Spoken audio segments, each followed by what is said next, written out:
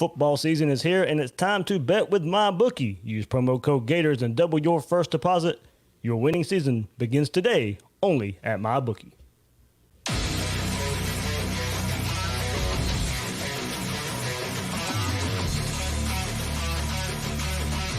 Gators Breakdown, because there's never a dull moment in Gator Nation.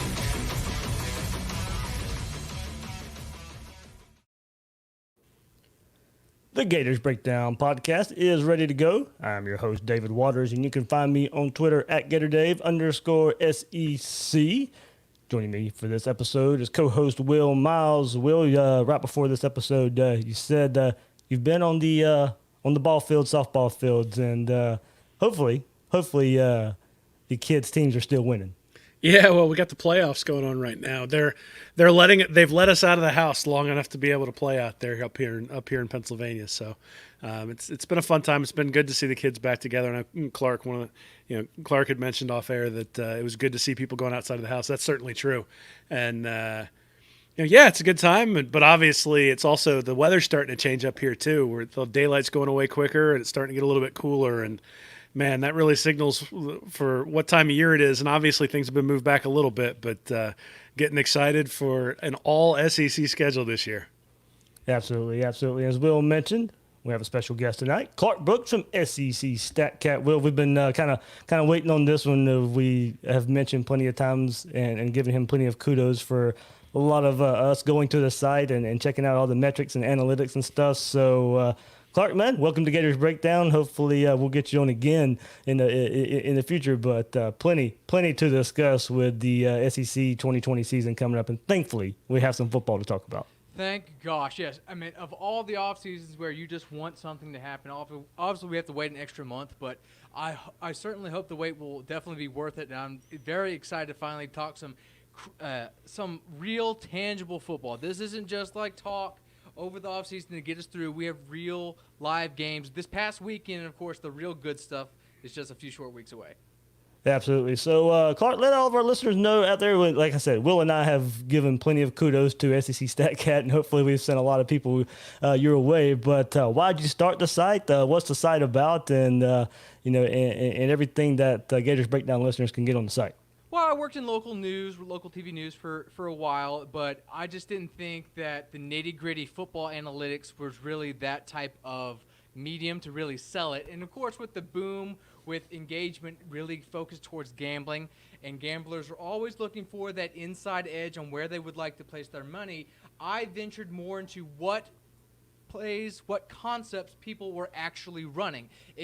Just saying a team runs the ball a lot or throws the ball a lot doesn't necessarily, indicate what type of offense they are. Of course, LSU this past season, they went from the Stone Ages, going from I formation, tight formations, to empty spread set and really revolutionizing the SEC with the run and shoot.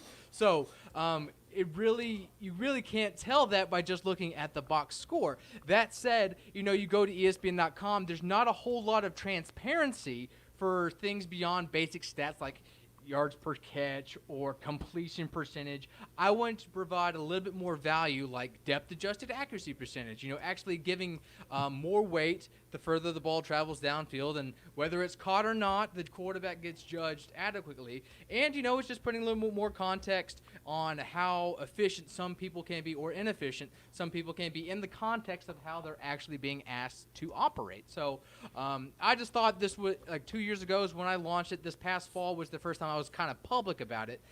I didn't really want to take it to market to make sure that, our filters weren't necessarily working or our data was not necessarily being tracked appropriately. So very excited for this fall. And, of course, with an all-SEC schedule, it definitely has my attention 100%.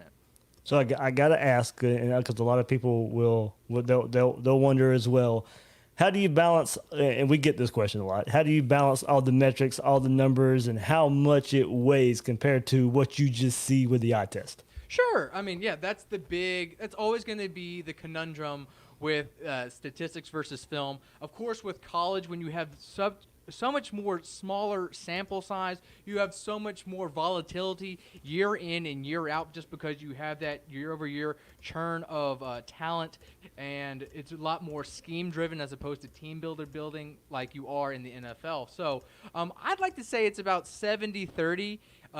Statistics can tell the story somewhat, but of course you have someone like we're probably going to talk about a little bit later in John Reese Plumlee, where you see the highlight plays, tangible electricity with his legs. But again, if you look at his passing statistics, he's damn real near the worst passer in the conference, and it's hardly even close in looking at the main returners. So while the eye test can definitely tell you a whole lot, it can absolutely lead yourself to lie yourself a little bit more if you don't necessarily look at, by a per-play basis, this is actually not an efficient way to play whatsoever, even if it is a top play on SportsCenter every Saturday night. Gotcha there. So I know if you go to readreaction.com, we'll cite there, you'll see plenty of references to SEC StatCat.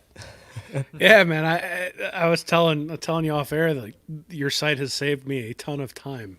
I'm curious, how long does it take you to chart this stuff out? I mean, it's a significant undertaking to chart all this stuff out, and I'm sure get it in the site. And obviously, you've got database systems now to take care of it, but still, at the same time, to be able to break down stuff into interception percentage, but then interceptable percentage, to be able to break it down into 3rd and 10 plus, to be able to say how do they do things on 4th and short, even to look at what kind of personnel teams are in on 4th and short. That really starts to break it down into the nitty gritty details. I'm sure it's a labor of love for you there. Oh, absolutely. So every week I always start one of the nooner games live. I have the DVR out. I'm stopping that thing all the way through. So on average, about 3.5 to 4 hours per game, per side of the ball. If a team runs the ball, it generally goes by a little bit more faster than if a team is passing, just because passing just has a little bit more moving parts to it. I'm doing protection and, the routes targeted and a lot of other superfluous things that I'm tracking. But on the long end, I can have a game as long as 6 hours sometimes. Like I remember the LSU Texas A&M game from 2 years ago that had over 200 plays from scrimmage and set the D1 record in points. That thing took me basically a whole day to do, just because there were just so many things to get in there. And then you had to add the overtime things, which was an additional thing because at the time we didn't have the way to separate it out from the fourth quarter, so I had to figure out a way to separate it out. So long story short, 3.5 to 6 hours on average, starting from noon on Saturday till about Wednesday night, Thursday morning. A lot of work. Decent amount. But it's definitely a labor of love. And again, this is information you can hardly find anywhere else, especially because I'm not necessarily charging for the statistics. To get this basically turned around before the next week's games, I think is a big asset to have for gamblers and the casual fan. Yeah, well, the listeners who the yearly MyBookie has started again. So if you're into gambling, and I'll connect the dots there. We got to head to MyBookie and head to SEC StatCat. Combine them both, and we'll try and make you a winner here on Saturdays. There. That is a 5-star level transition there, Dave. I try. Stars matter, Will. Stars matter.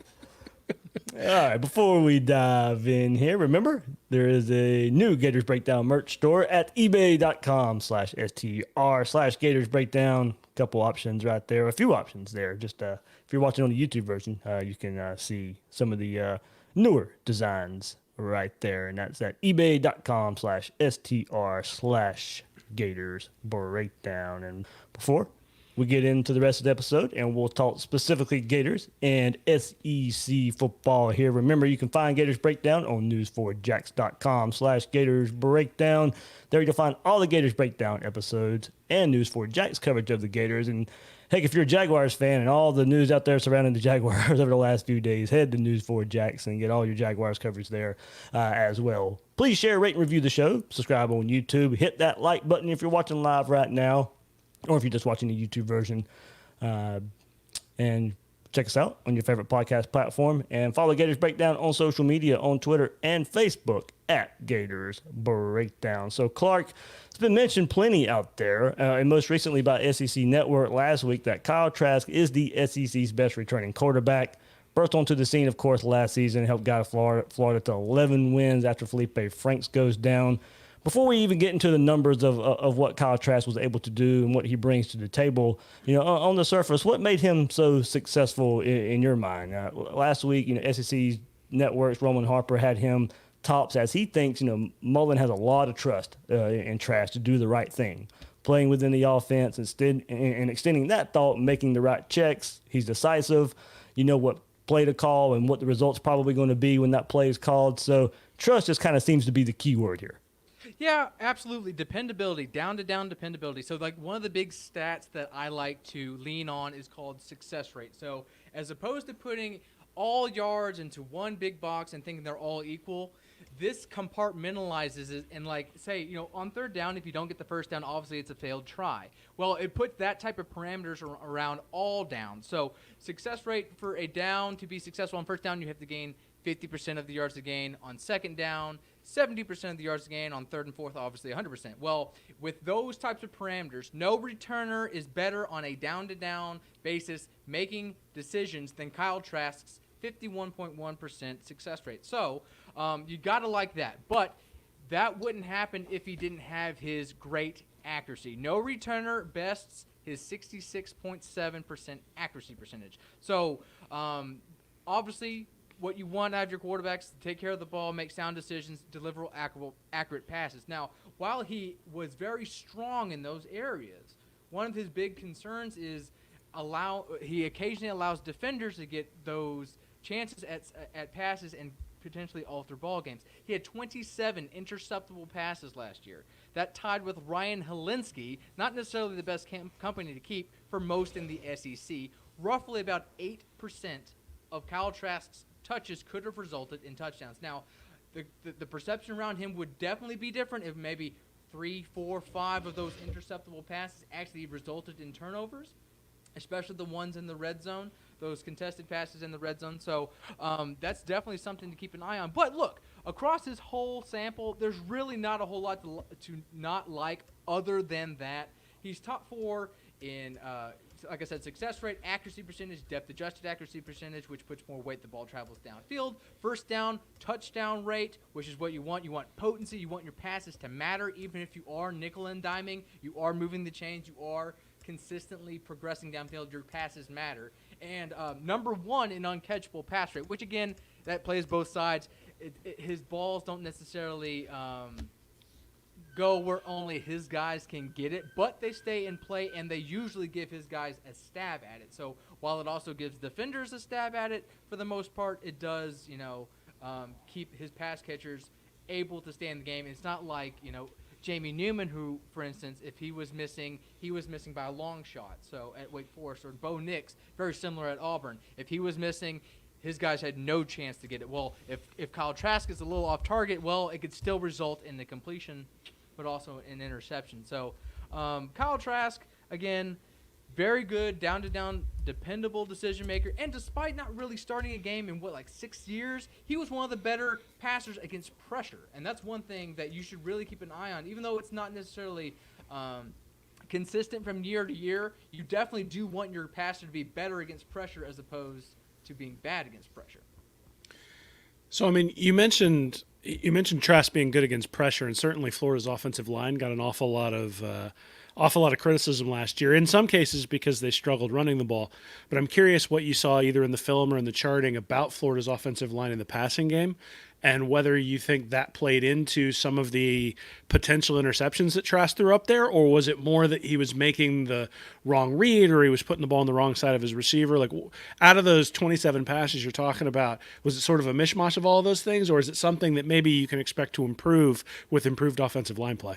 Well, yeah, I mean, again, since there was just a whole lot of volatility, okay, first of all, his line did not do the best job of keeping him clean. Their pressure rate was 9th in SEC play, so bottom 6, not fantastic. 32.4, so about 1 out of 3 dropbacks he had to get off his spot or, hurry himself. So when he, like I said, aforementioned, lack of reps, he's already not the swiftest of foot type of athlete. He's definitely a more methodical, deliberate passer. Not the quickest motion, so if you have to speed him up and, if he is having to throw off his back foot a little bit more, his passes are more prone to die, and that is one of his issues why a lot of his downfield passes kind of died in the air. It's because his lower body mechanics just weren't up to snuff. And I don't know if that's just from lack of reps or if it is just become the all-encompassing things of him being pushed off a spot, being pressured a whole bunch, it being the offense where it was just more get the ball out of your hand and let your guys do the damage after the catch or not. But, yeah, I mean, that's definitely a concern. Even though, like I said, he is good, it's not necessarily something that could carry over from one year to the other. Clark, one thought I want you to hit on here on Trask, and you said it in your Florida preview that's up at SEC StatCat that you released last week, and it's kind of turned on a big debate here among Gator fans here, and this is downfield throwing, and it's does he have the arm? Does he have a big enough arm to push down the field? And you mentioned play action, well, it was common, and as were plenty of screens. And here's a quote from the preview here: "No SEC passer topped Trask 14.1% screen rate." But you also make sure to mention that he's no nibbler. He can improve down the field, and we've seen that as well. So maybe a little slight there from Trask, but overall, he got it done with room for improvement. And we've mentioned it plenty of times with that lack of run game. Kind of going back to the offensive line play a little bit too. That screen rate was going to be big because Florida had to use that to help in the run game a bit.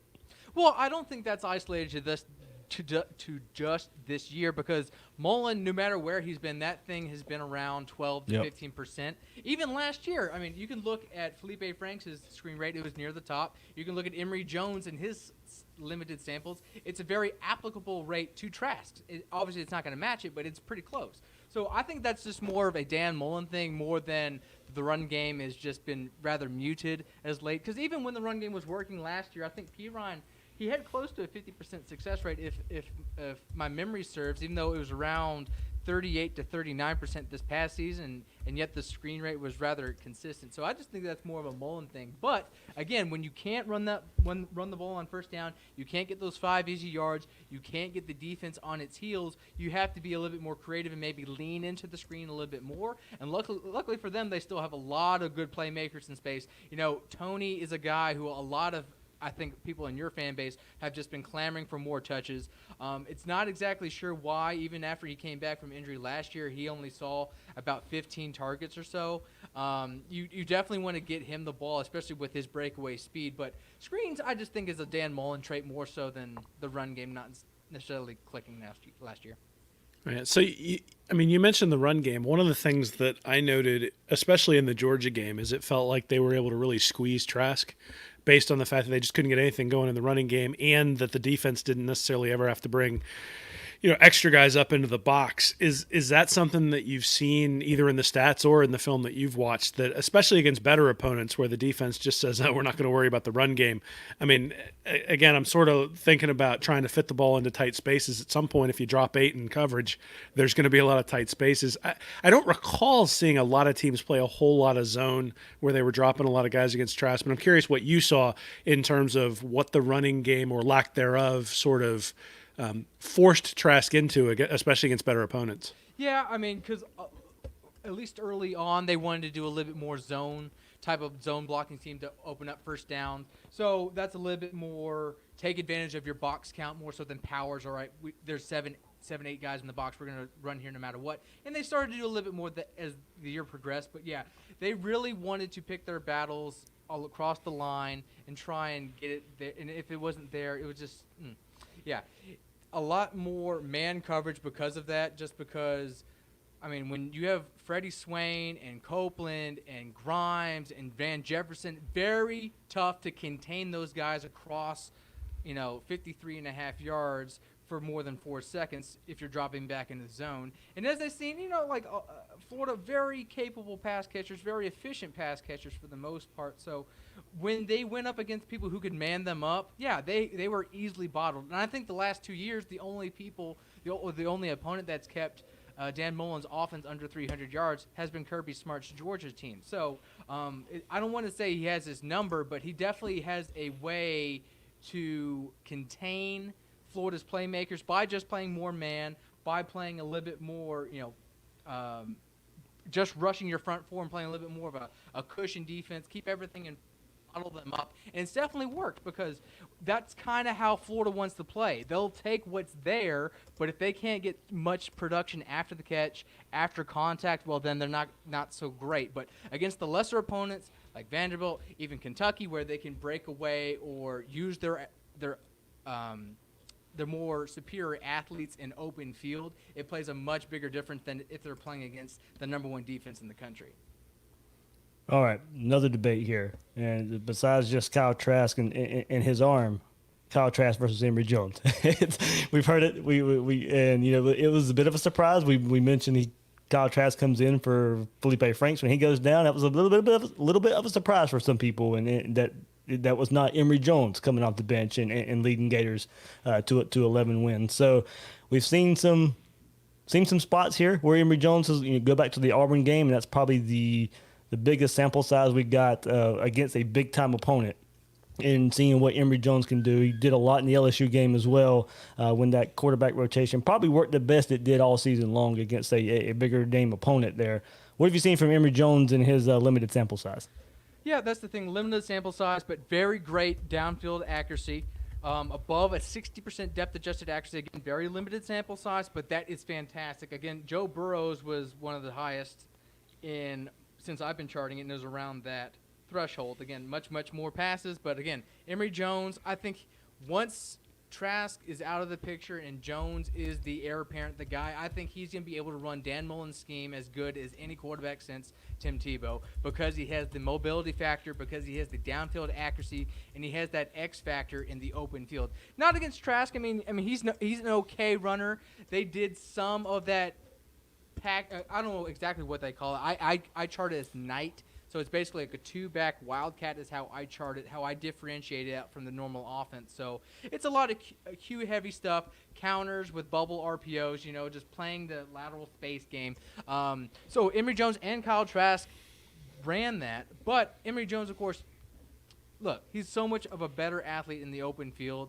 And if Florida's run game, the traditional run game, is stifled like it was last year, he offers a lot more potency in terms of being able to kickstart some things. And that's why they did it last year. I mean, really, he was their only ball carrier to have a 50% success rate. Everyone else was below 40%.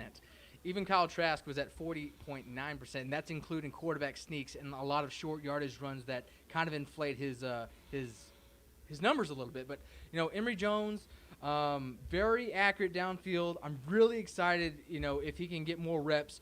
Not that I'm wishing for a quarterback carousel, because I think that will definitely get Florida out of a rhythm of sorts. It kind of did last year, even though they had a certain area of the field where they were a lot more prone to let Emory Jones come in, and that was when they got beyond their opponent's 50-yard line before they got into the red zone. He was a lot more prone to come in there than anywhere else on the field. So that's getting from, okay, we might as well just take a long punt if we're in a 4th and long as opposed to settling for a field goal, or getting into that that 4th and short yardage situation to keep the drive alive. So those crucial downs, when when you haven't been able to run the ball all before, you have at least a more consistent option on the field, and that's what I'd like to see from Florida. But again, if you're able to run in a traditional fashion, I think you would see a little bit less Emory Jones than you did last year. But that's just my take. So, I mean, you mentioned Trask 51.1% success rate, and obviously said that was the best in the SEC, which means he's the best returning guy coming into the SEC. Best returner, yeah. Best returner in the SEC. Joe Burrow, yeah. Bested that, but yeah. So I guess my question is, how much of that is Mullen and how much of that is Trask? And so when you talk about the best quarterback in the SEC, if you put other guys in Mullen's system, do you think you'd see the better results than you're getting from Trask, or do you think Trask is really maximizing what you can do in this sort of offense, at least for a quarterback who doesn't run all that much? I don't think he's maximizing it, but he's definitely not a detriment in any way. So one of the ways you like to set a quarterback's floor, obviously, like you want to take away all those superfluous things that can help pad a quarterback's numbers. So RPO completions, screen completions, volatile play under pressure. So you need to look at what they do in the drop back game when there are clean pockets, because if you can't complete a pass when all situations are perfect, when exactly can you expect it to do so consistently? So that's how you set someone's floor. So when you scrap all that stuff away, Kyle Trask still looks to be very good. Heck, his success rate doesn't even move. It stays at 51.1, even when you take away all those screens and outlet screens out of his resume. He's still top 3 in downfield accuracy. He's still top 5 in first down touchdown rate. He's still number 1 in uncatchable pass rate. But where he loses people is his explosive pass rate. So his screens definitely allow him to get a lot more potency than the dropback game. He's a lot more apt to throw an 8-yard curl or a 15-yard out route or corner than he is to throw downfield. And again, I don't know if that plays into his aforementioned lack of top-end arm strength or if that's just coaching for Dan Mullen's scheme. Like a lot of their favorite schemes are seam sideline combinations. So Haas, you see the Patriots run this all the time, or at least they used to, when Gronkowski and Edelman in their prime. So they would go 5 wide. It's a 2-man combo with a seam fade read, outside hitch, and then the middleman, the Y, will run a juke route. So I think it was the Auburn game where Freddie Swain took the inside slant the distance to a touchdown. So very favorable type of scheme. But again, yeah, some of it is Mullen's drop back passing schemes. He knows he's not going to ask Trask to throw all verts a whole lot. He's going to ask him to nickel and dime with Haas, with smash, with drive, with shallow, stuff in front of his face, stuff that's, 3 to 15 yards downfield that he doesn't necessarily have to have a top-end arm to complete, but at the same time can really stress defenses at multiple levels. So even though, you would like him to be a little bit more potent, he could be a little bit better downfield accuracy, but all else considered, there's not many quarterbacks you would want in his place. Now, like we were talking in the pregame show, if you were to flip him and Kellen Mond, I think Kellen Mond would be one of those people that would absolutely shine in this offense.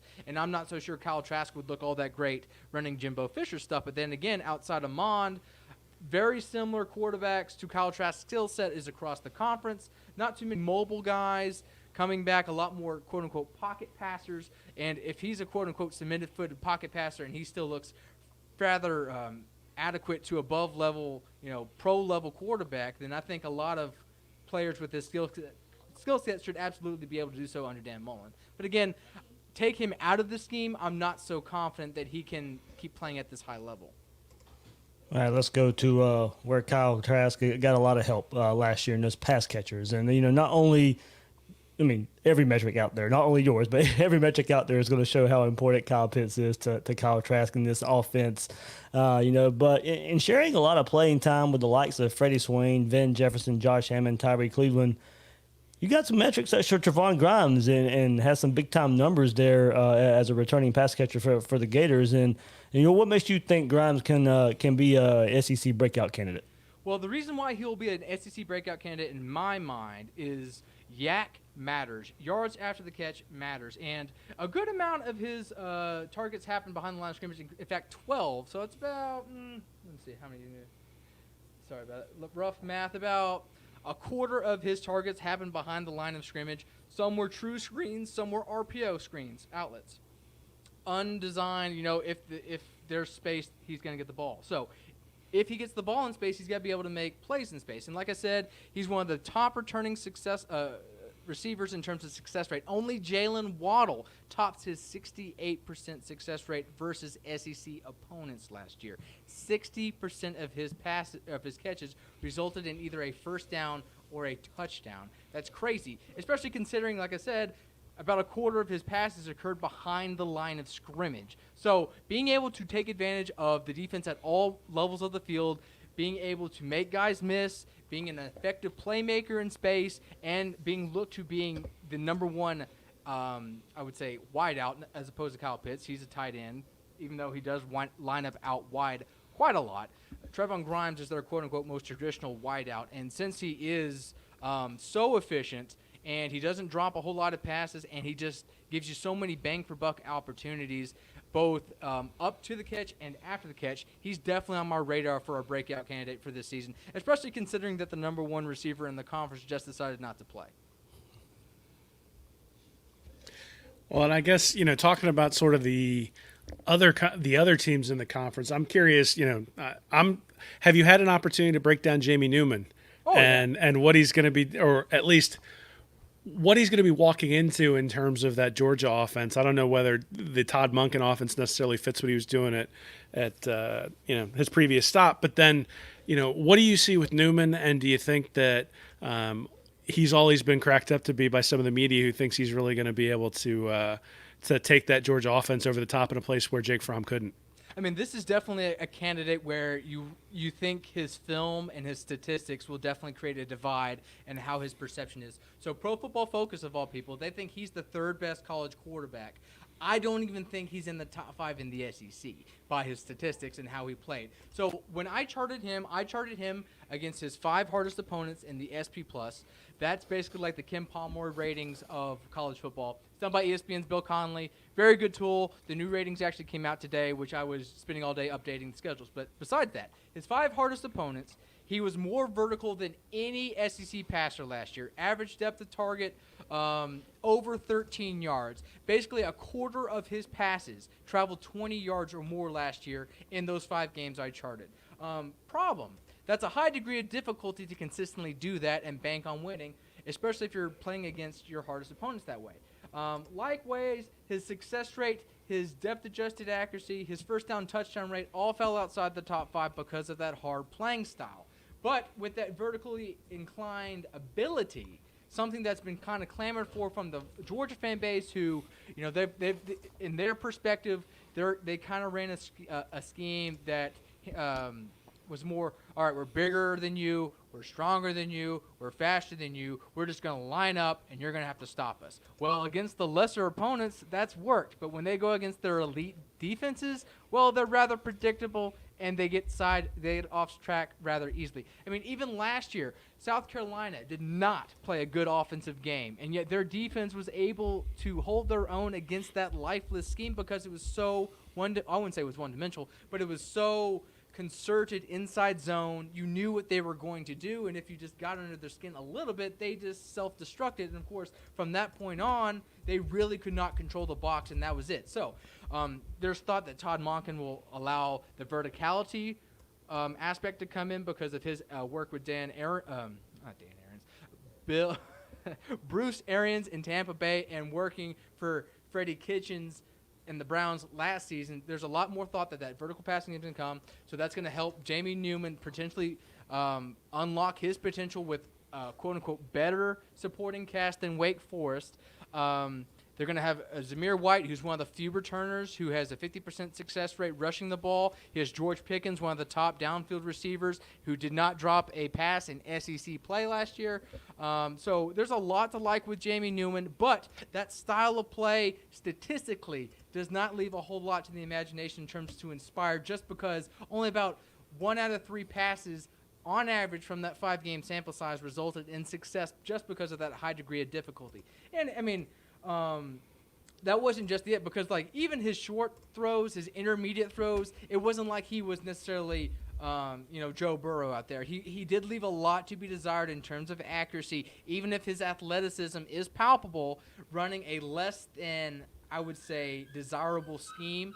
So they ran this extended mesh type of read scheme. Usually you have a zone read or a power read where the running back will cross the quarterback's face and they'll each attack either side of the center. Well, what happens in this scheme, the extended mesh, it's almost like a draw play where the front side will pass set. They'll drop step. They won't look to get any type of downfield push, and they'll basically ward the defensive front where they want to go, kind of be like a Maneva zone defense, if you were, kind of mold themselves and let the hole come that way. And then if the running back does not get the handoff from the read, he's then the lead blocker, which, again, describing it sounds rather ridiculous.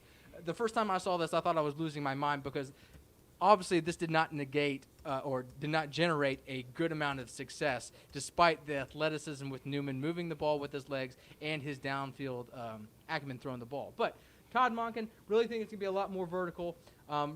If I was them, I'd be a lot more excited to get a lot more modernized in terms of run-pass options, because Only Tennessee, by volume, ran RPOs less than Georgia last year, but no one was better in terms of success. Clark Brooks from SEC StatCat joining us here on Gators Breakdown. So just went the Georgia route just a bit, and of course that's going to scream Florida's defense. And that's the one game Florida's defense, especially on third down, just hasn't really shown up here in Jacksonville. So on the defensive side of the ball, you mentioned you'd like Florida to get better at generating more pressure on average. When we've seen Florida generate pressure, we've seen Florida get sacks, and there's different ways to measure that. So, how would that help the defense that already creates and, what they do? Pressure and havoc are kind of two different things in the way you look at it here. Florida's havoc rate is way up there, and some of the other things they do so well. So how do you measure, pressure versus havoc? So havoc is just more pressure is just one form of havoc. Havoc can also be deflected passes. It could be deflected balls at the line of scrimmage. It could be quarterback hits. It's just a little bit more to it than just pressures. And of course, some of that's by design. Todd Grantham, he really does on early downs. He likes to play a little bit more shell, keep things in front of them. But on third down, he'll bring the house. And that's usually like what you like to see. So with the second lowest pressure rate, that kind of plays into that, with the third highest sack rate, mind you.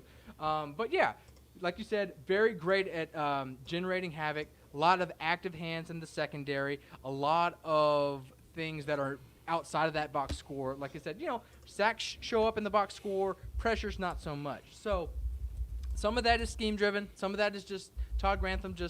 That's just how he is. That's just how he likes to operate. But again, if you can get pressure with your 4-3 downs, you've seen throughout the history of the last 20 years, both professionally and in college, how much scarier that can make a defense. Florida State, when Mark Stoops first left for Kentucky, they were able to win the national championship just bringing 4 downs. You mentioned Georgia against Florida last year, and they were able to just drop back and play man coverage, just getting pressure with their 4 downs.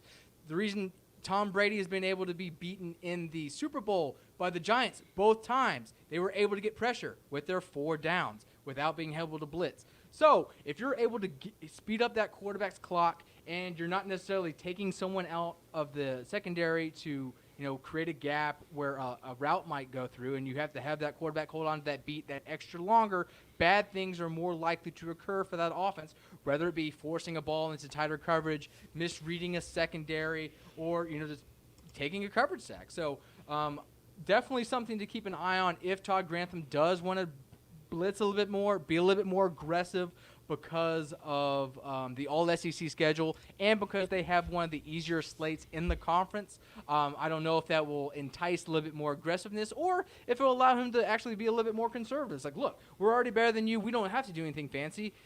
We can just rush 4 and all that, but there's just so much out there with the All-SEC schedule and what we all plan to do because we didn't have a screen game or a spring game or anything like that to help gauge new personnels, newcomers, or anything like that. It's just all wait and see for week 1.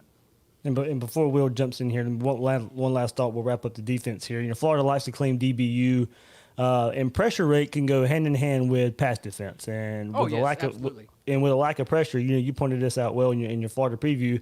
With a lack of pressure, and especially in key moments, Florida's pass defense suffered, and we certainly saw that versus the better teams that Florida saw in the schedule last season. Yeah, I mean that's one absolutely. So it plays into that, whether it just be Todd Grantham being adverse to blitzing all the time, and he'd rather just keep more guys in pressure in a shell defense. But if you're going to do a shell, obviously that's bend, don't break. So they were the ninth in success rate, passing success rate defensively in SEC play last year. Florida was, so not particularly great. Even though they were second at explosive plays, just not being top end defensively in terms of down-to-down defense is concerning, especially all else considered. But yeah, absolutely. The more pressure you can generate on average, the more flustered you can make your opposing passers, the more bad things are likely to occur on average. Now, turnovers, it's not like alchemy. You're not in a lab. It's not a 100% foolproof thing. No matter if you get a 25% pressure rate, you're going to get a sack rate on X. That's just not how it works. You just have to play the numbers game. It's just like if you were drafting a team and you want to compile draft picks, you're more likely to hit on a draft pick the more picks you have. So that's kind of how it is with the sack game. You have to increase the levels of pressure. You have to increase the likelihoods to get under a quarterback's skin, whether that be Um, whether that be blitzing, whether that be just dropping more in coverage and confusing him, holding on to the ball a little bit longer, making him force the ball into more tight window coverages, what have you. But yeah, absolutely. The more, or I should say, the lack of pressure you have, it definitely correlates with how worse your down-to-down pass defenses is if you're just allowing the quarterback to operate with a clean pocket all the time. Like I said, if you're going to set a quarterback's floor, it's dropbacks from a clean pocket. So if you're consistently giving that stuff up, that means your defensive floor is going to be high, and you don't want a high floor defensively. You want that thing near rock bottom, so it's a little bit more of a pressure on that offense as opposed to offense. You're waiting for the offense just to mess up. So, talking about the DBs, there was some consternation within the Florida fan base last year, at least with the safety rotation and the 4 different guys who were rotating in there, along with Trey Dean sort of playing at the star. I'm curious in terms of both the strengths and the weaknesses of the 4 guys that they had playing at safety and maybe what Florida should expect at that position in 2020. I'm going to be honest. I wouldn't know 100%. I focus more on offense, but just speaking generally, the safety position has become the tight end of the defense. This is where you're going to see the game changers. Moving Kyle Pitts to the outside as wide receiver and having that versatility to play him inside and out. And you've seen how people in the professional ranks like Derwin James, Tyrann Mathieu, Jamal Adams, who are these jacks who can play inside the box, middle third safety, it really can change the game. So in terms of finding versatility in that position, it definitely opens the door for what you can do defensively. And unfortunately, I can't speak specifics for those 4 players. But just generally speaking, if you're able to find a guy that can, have a downfield blitz mentality and who can also bail and play middle third or deep half or bump and run someone on the outside or from the star position, well, then it absolutely opens the doors up for all your defensive potential, especially if you're just looking to bring 4 downs on every play. You're not looking to blitz on every play, and you're looking to really change up tendencies down to down. Clark, and just recently speaking to the coaches this week, they have really, us media guys have kind of hammered them on that nickel position a bit. So, yeah, we've been told. Marco Wilson. We talked to him last night as well. He was saying, he's still going to play that position a bit. He slid in there when Florida needed some help after Trey Dean struggled there. So you're going to see Marco outside corner. You're going to see him play at nickel, and then Trey Dean is probably going to be sliding back to safety to get some more athleticism there. And another thing is Brad Stewart has been also working. He's been playing safety his whole time at Florida, been working at nickel as well. So kind of as you're saying, you move Kyle Pitts from inline tight end to split him out wide. Well, I think it's what Florida's doing on the defensive side of the ball too with Marco Wilson, Trey Dean, Brad Stewart. A lot of cross training because, as Todd Grantham said, you don't know because of COVID and what the season's going to bring. So cross training is a must, but you're also seeing it with guys that can make plays, but just need to see more consistency in, especially with Trey Dean and Brad Stewart. And on the flip side, if someone's going to be basically 80% a nickelback or a star, and he has a little bit of a 20% chance he could be something else, it plays a little bit more in the game planning factor. Right? You can't, you're less predictable, and that's what it's all about. It's about not tipping the offense what you're in, whether if it's a creeper pre-snap, a safety lining over top the nickelback and maybe keying a little bit, a snap or a beat before the snap too soon. You definitely don't want that. But having that versatility, especially in a atypical offseason when someone could test or a whole position group could be wiped out in a week, worst case scenario, you got to have as many guys possible as cross-trained, like you said, as possible to cover your butt.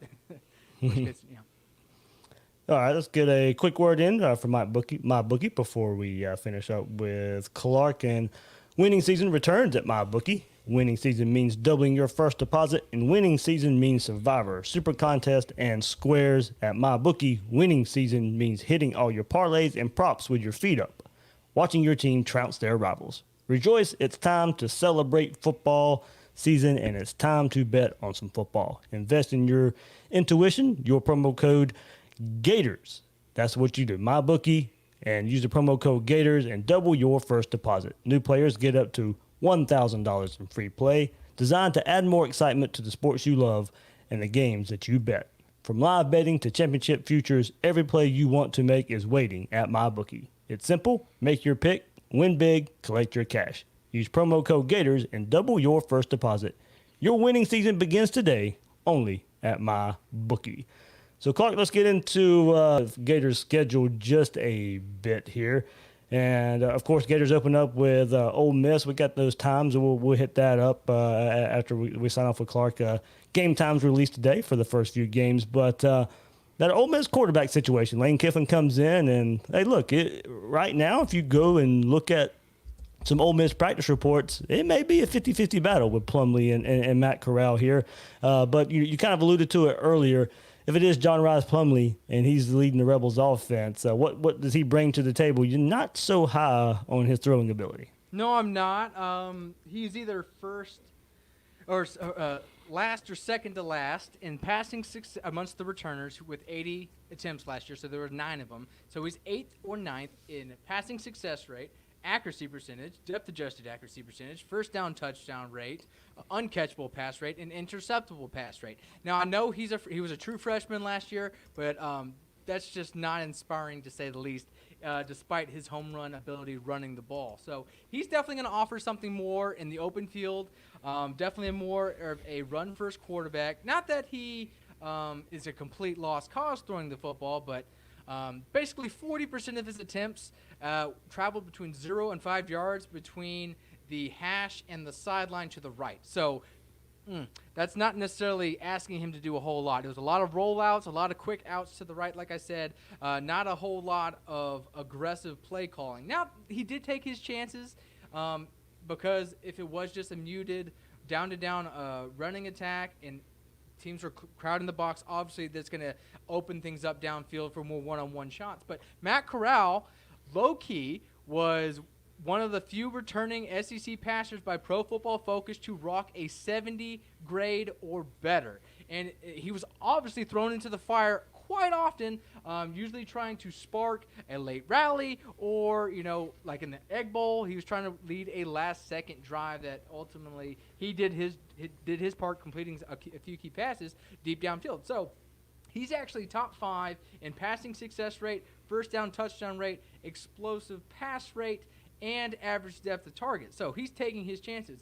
While as Plumlee, it's just he's near the bottom and dang near everything, and it's just really hard for me in today's day and age where the pass is just so much more of a premium than running the ball in today's game that to say that Plumlee should be the starting quarterback today. Now, I know his highlight plays are probably better. I know his legs definitely excite you, but in 2020, I got to have my quarterback. I got to know that my quarterback can complete a 10-yard out route, who doesn't necessarily have to have the pocket moving, doesn't have to operate 100% out of empty to get advantageous looks or run, hitches the space. I need to know that he can get a first down on third and long with his arm. Great. He's great outside of pressure, or great outside of structure, sure, but that is not consistent. And again, when I want to talk about someone's floor, when you strip away all that stuff like RPOs, screens, play versus pressure, well, Plumlee is still near the bottom of the conference, being worst passing success rate, accuracy percentage, and uncatchable pass rate from clean dropback situations amongst the 9 returners. So definitely not inspiring. Well, as Corral, he's top 4 in passing success rate. He's the 5th best accuracy, 2nd best first down touchdown rate, 3rd best interceptable and uncatchable pass rates from clean pockets. So he just offers so much more upside as a passer. But of course, some of the quotes coming out of their camp are Lane Kiffin wants to get the ball to playmakers in space. So you can read that one or two ways. That could be, okay, we're going to lean into the empty stuff with Plumlee, see what he can give us, or they're going to run a lot more screens. And Ole Miss, for whatever reason, I don't know if it was a Rich Rod thing or if it was just because they didn't have the linemen or pass catchers to make plays in space, but they had one of the lower screen rates within the SEC last season. So maybe Lane Kiffin coming along means, all right, we're going to take some more easy completions to space within design as opposed to just running around outside of structure and just letting our playmakers be playmakers. That all remains to be seen. But at this point in time, I got to like where Matt Corral sits as opposed to throwing the football with his upside as opposed to Plumlee's legs. So I guess, when you're looking at the schedule, you've got the 4 ranked teams, A&M, LSU, Georgia, and Tennessee are the four that Florida's playing. Obviously, Texas A&M on the road, Tennessee on the road. Not exactly sure how many fans will actually be in the stands. But when you look at those 4 teams, if you think of those as maybe the 4 threats to Florida this year, and obviously Georgia is sort of the must-win in that for Dan Mullen here in year 3. But Texas A&M, LSU, and Tennessee, which one of those do you think is the toughest game for Florida coming up in 2020, considering LSU lost Burrow? Texas A&M obviously has I think gotten better under Jimbo Fisher, but hasn't necessarily broken through. And then Tennessee late in the season on the road with Guarantano maybe by the end of the year being established as the 5th-year senior quarterback.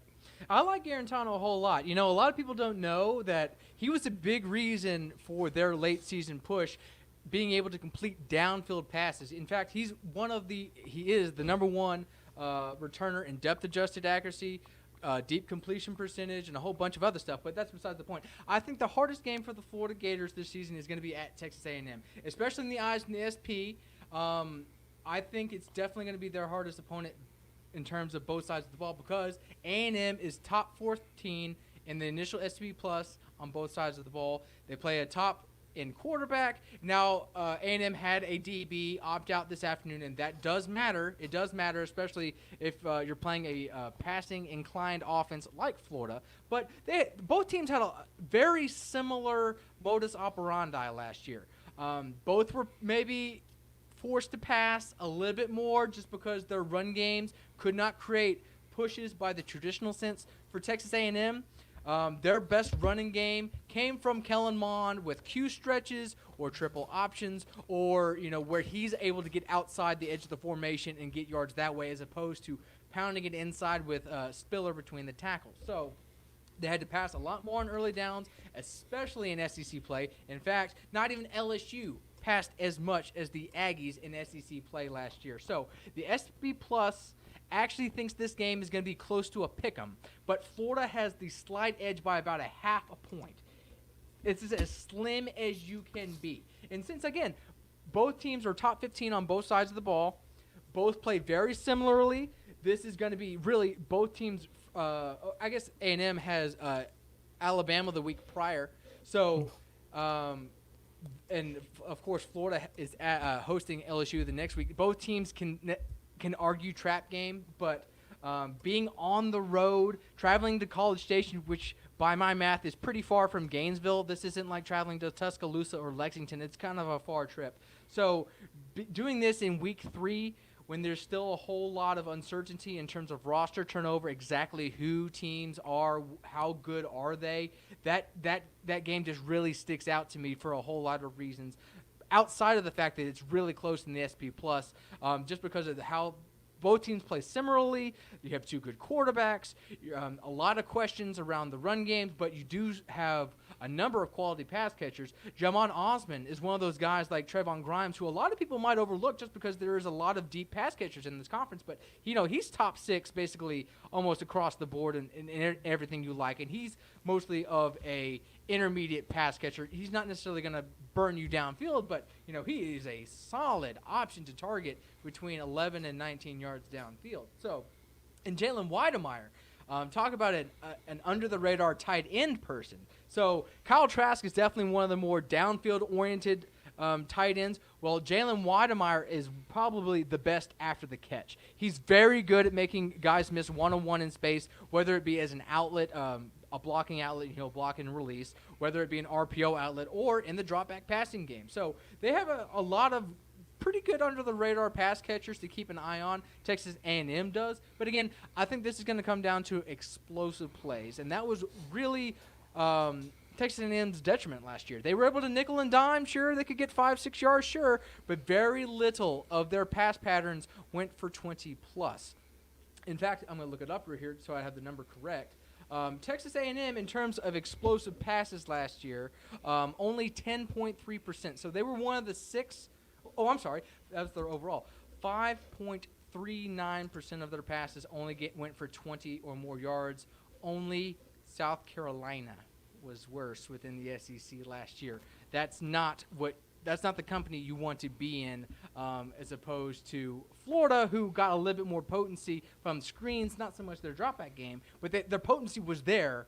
It just didn't come from traditional means. So if Florida's, shell type of defense, they pick their battles with their pressures, with their blitzes, and they can keep bottling up Texas A&M and kind of allow them to play the way they want to play, I think it definitely shapes up to be one of the more competitive games. And I like Florida, to be honest with you. I mean, I just like Florida in that game just because of the continuity. You're bringing back both of your play callers on both sides of the ball. You're bringing back your quarterback. You're bringing back one of the top efficient receiving options. You're bringing back the best downfield pass-catching tight ends. And your defense returns more key starters than Texas A&M, who, like I said, has a few guys opting out in the last few weeks. All right, Clark, man, you really brought it, man. That was a lot there. As you bring it at SEC StatCat, of course, everybody follow him on Twitter at SEC_StatCat. What you got coming up on the site?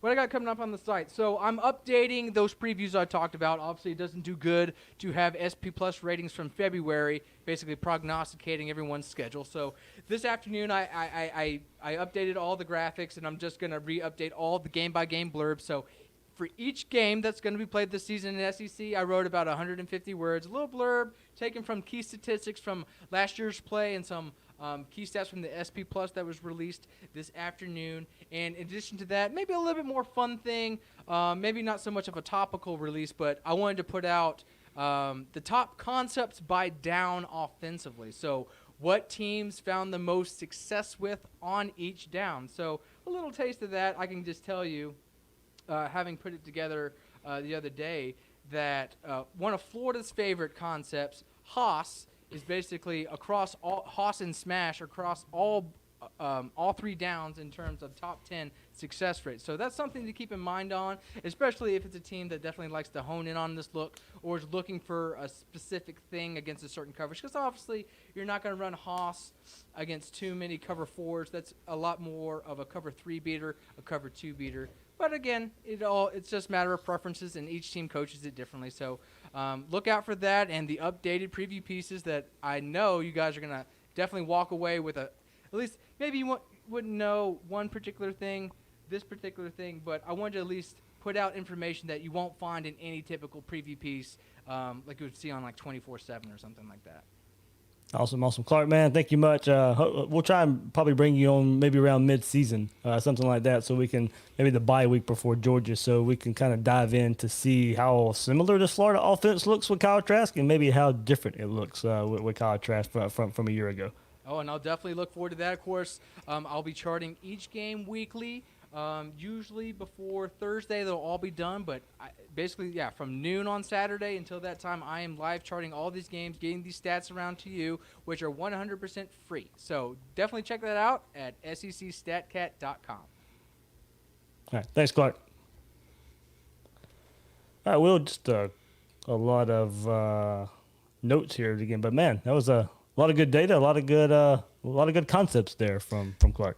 Yeah, you can tell he likes doing what he's doing there. That's for sure. Obviously, some things that are for the advanced fan, but also some things I think that are for just the casual fan as well.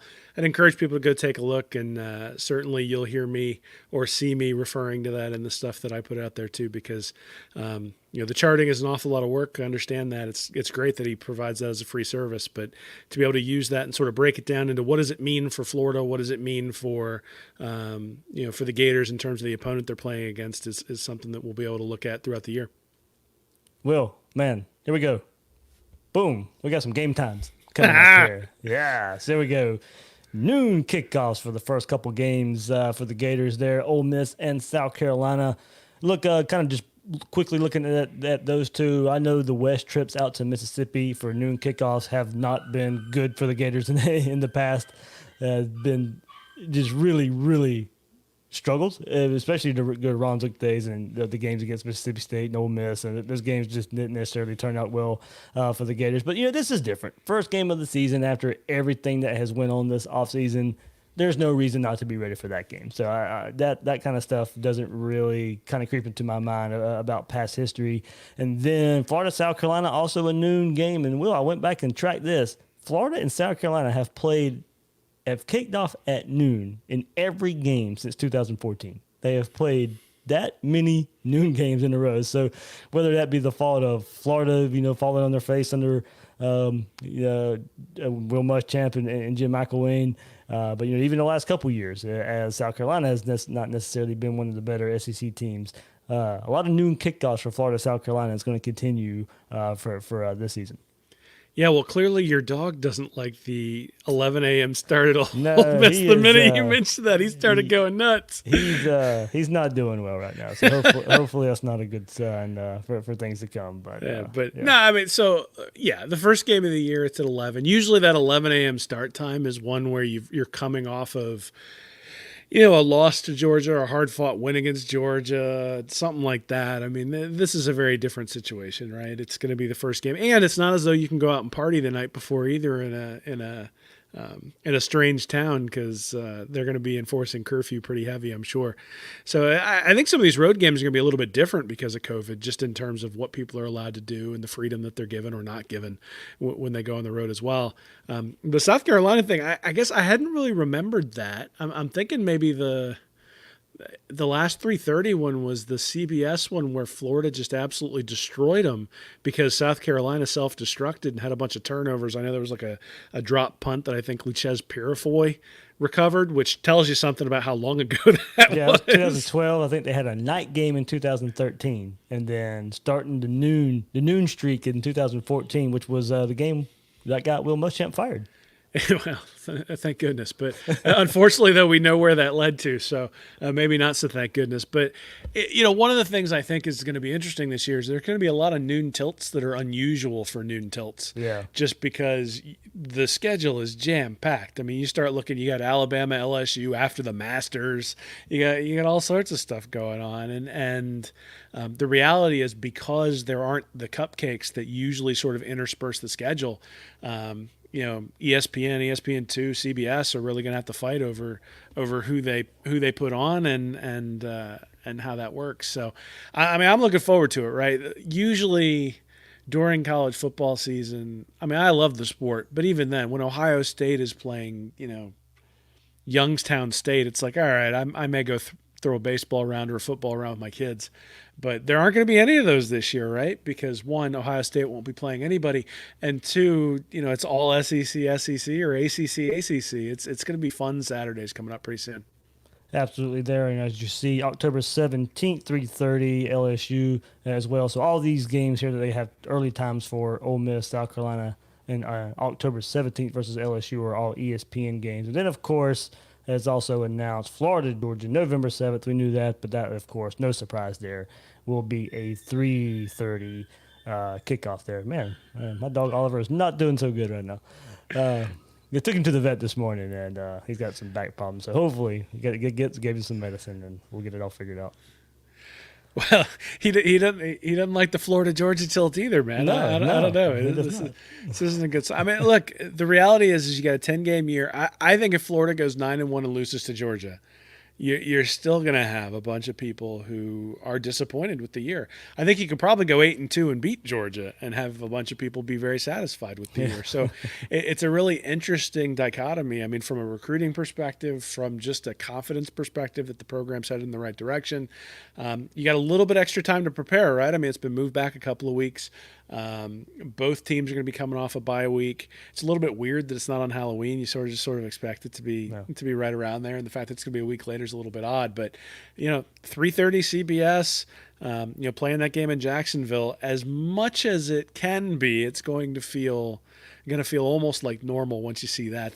The only thing is you won't see the division right down the stands unless they fill things. Unless DeSantis has allowed 100% attendance by then, and I don't know. I suppose that probably won't happen. Though it will be after the election, so maybe they'll have all the people in the stands since the election will have taken place. But I mean, that'll be the only thing that's a little bit weird, right? Is that you don't see that division of the fans right down the stands. But one of the really cool parts about college football this year. And, I love college football. I will watch it when it's on. I watched the FCS game the other day. But one of the cool things about college football this year is that it really is going to – it brings back a sense of normalcy that the NBA just hasn't been able to provide based on the way they've sort of put things in the bubble. Major League Baseball, you're looking at like the cardboard cutouts in the stands every time there's a foul ball. That doesn't seem right. Hockey is sort of a niche sport, so you're not really, that. But college football is something everyone talks about. It's something everybody sort of has, some line in the sand in terms of a team that they follow. And so the fact that that's going to be back is going to be great. And then the fact that we'll be able to rip on the Big Ten the entire time as they try to get started by like Thanksgiving will just make it doubly good. So I'm really looking forward to it, man. The excitement is palpable now. The weather's changing, and it really does feel like it's becoming fall up here. And so in a couple of weeks we're gonna have real big boy football. Yeah, it feels a little more real when you get those game times. So you sit there and say, "Oh, noon, there we go. I'm ready." At least we don't have to wait around all day for first kickoff for the Gators here. Will, before we wrap up quickly, we got to talk to Todd Grantham and a couple of defensive players, Marco Wilson, Ventrell Miller. Grantham called Marco Wilson the most versatile player he's coached and probably the most versatile player he's ever had. There. So big kudos there for Wilson. And that's in relation to Marco being able to play cornerback and nickel. And look, I didn't necessarily think we would see Marco play as much nickel as what's kind of what we're hearing from him and Grantham here. So Grantham says that really creates value for our team, for himself. He's an excellent star. And when you talk about a guy that can be instinctive, that can cover, and he's got great physicality. So he goes, quote, "So I've been fortunate to have some good players at corner. I would say he's probably the most versatile guy that I've had from a standpoint of you can match him up on a premier guy, whether he's in the slot or outside. And those are the kind of things we can do with him. That's real important." And Wilson kind of responded later on saying, "I'm glad he thinks that. I try really hard to be good at what I do, and I try harder just to be there for my team wherever they need me. Corner, star, wherever, safety, wherever I need to be, I'll be there. Don't matter." So good mindset there for Marco Wilson in the year that he came back. He could have went to the NFL, wouldn't have been too high of a draft pick there, but bouncing back from injury last year, sliding into star, and when Trey Dean couldn't really get the job done there, that allowed Kyer Elam to play some more outside corner and show his worth there as well. I mean, he is versatile, Will, and we saw it last year. Like I said, I didn't necessarily think we would see too much coming up in 2020 of Marco Wilson playing star, but it sounds like that's still going to be in the plans. Yeah, well, I mean, they've brought in an awful lot of corners, right? I mean, you got Pouncey, you've got Kyer Elam, who can conceivably play. They had some other, Chester Kimbrough and Jadon Hill. So they've got guys who've got some experience that they can put out there wide, especially if you've got Elam as the lockdown guy on the number one guy, and you want to let Wilson sort of roam in the slot, especially if the offense is targeting people who are setting up in the slot. I think it makes some sense to slide him inside. The other thing, and you alluded to it, but I think it's important to recognize, is that Wilson was coming off a pretty serious knee injury, and I know he was going through a bunch of sort of warm-ups and things like that in the bowl game the year before. But at the same time, that's really almost a 2-year injury when you think about getting back to where you were originally. And I think we saw that a little bit in the Miami game, especially last year. There were some plays that he made that showed a little bit of rust, and it got better throughout the year. But I think when you look at the totality of his season, you go, okay, he's going to get drafted, but he's not going to necessarily be that high. So the reason you come back if you're Marco Wilson is to show everybody that a full year on tape, showing them your ability, but also showing them your versatility. And he's going to have the ability to do that with a fully healthy knee. And certainly if they're already raving about him in camp, you suspect that, that he's fully healthy and going to be able to start and make a difference from day one in multiple places on defense. Yeah, one more note here, Will. Really, and mostly because he was asked, but Todd Grantham really high on Brenton Cox here. Quote, "I'm really excited to watch him play. I've been very pleased with his work ethic. He's really worked hard to develop some of the fundamentals that he needed to be the kind of player that he wants to be. And I think the biggest thing that I see with him is his desire to be a good player. The guy's work ethic, his demeanor, really glad he's on our team." And look, of course, there's going to be sour grapes and a lot of the words from Athens when he transferred to Florida was locker room trouble. He really didn't care. He wasn't going to be in the best shape. And look, I mean, we've heard rumors and talking to people behind the scenes that he's dominated fall camp. He's been a force out there. He's got the number 1 jersey that, and Grantham even said there's something about earning that, doing all the right things. And it seems like, Brenton Cox is a monster waiting to happen. Grantham's next great pass rusher in the last couple, years of great Florida pass rushers has been under Todd Grantham. I mean, I don't want to take too much from sound bites, Will, and interviews, but it really sounds like, Brenton Cox could be just a dominant force on the defensive side of the ball. Yeah, well, I mean, 2 years ago we had Ja'Kai Polite and Jabari Zuniga. Last year we had Zuniga, and the question was Grenard coming into the season. Obviously, Grenard had a very positive year, and now you've got a guy with much more talent than Grenard or Zuniga when you look at sort of the raw talent. And so if he's putting that together with the work ethic and the fundamentals and all that sort of stuff, then obviously he's going to be a force to be reckoned with. And, I think there's an adjustment period, even for somebody who's not a football player, just the adjustment period when you go from high school to college. And sometimes that adjustment isn't as smooth as you'd like. And so being able to come to Florida, having a clean slate with the staff and sort of being able to establish, who you want to be within the program, as opposed to when you come in at 18 and maybe expect to be able to walk out there and play without putting in the work. I mean, it's entirely possible that what we heard at Athens is true, but that Brenton Cox learned from the experience and has become a better man because of it. And, you just applaud him for that. I think the big thing is what Clark alluded to earlier, is that Florida's struggles with Georgia specifically have started with the inability to get pressure with the front four. Yep. And Cox is a guy who has the talent profile to be able to get around a left tackle who's of high quality that Georgia's going to put out there, especially since Georgia's losing both of its starting tackles. And maybe a revenge profile now. well, that too. But I mean, the reality is that Jamie Newman or JT Daniels or whoever ends up being the quarterback there at Georgia is going to have to feel Cox in that game if Florida's going to win. I mean, that is the reality, is they are going to have to get pressure with their front four. They haven't been able to do that the last 2 years, and Jake Fromm has picked them apart.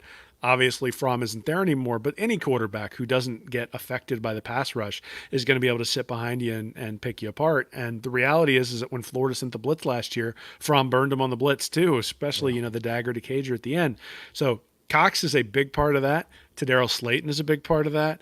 Gervon Dexter is a big part of that. Like, the guys up front are going to have to win battles against a Georgia offensive line that is going to come in relatively going to come in relatively inexperienced. And so that has to be an advantage for Florida. Florida's going to have to take advantage, and Cox is a big part of that. All right, man. Will, what you got coming up? Read Reaction. I know also more the full video on the Read Reaction YouTube channel for breaking down Kyle Trask and what he was able to do versus LSU last year. Yeah, so I've been doing some video work. Just I think sometimes it's easier to describe what's going on video than it is to put it in words underneath a GIF or something like that. So I'm going to be posting stuff there throughout the season. I'm going to be sending out some stuff for my Patreon followers that are just for them. Thank them for supporting me. And then I had mentioned it a little bit last week. I'm just getting around to writing it, but the delay of the NCAA giving everybody essentially a free year and what that means from a recruiting standpoint for Mullen and for Georgia and closing that gap conceivably is something that's going to be up there. And then Nick Knudsen will have another piece up this week on the Charlie Pell era. He's got a bunch of different pieces that are going to be going up heading into the season, sort of wrapping that up, and then he and I will be writing all throughout the year. Sounds good. Not too much longer for actual football talk, or actual game talk. So we're all just waiting for that. So probably going to do interview heavy for the next few Gators Breakdown episodes as well. So we'll just be on the lookout for that there. So for Will Miles, you can find him on Twitter at Will Miles SEC and his site readandreaction.com. I'm the host of Gators Breakdown, David Waters. You can find me on Twitter at GatorDave_SEC. Guys and girls out there, thanks for listening to this episode of Gators Breakdown.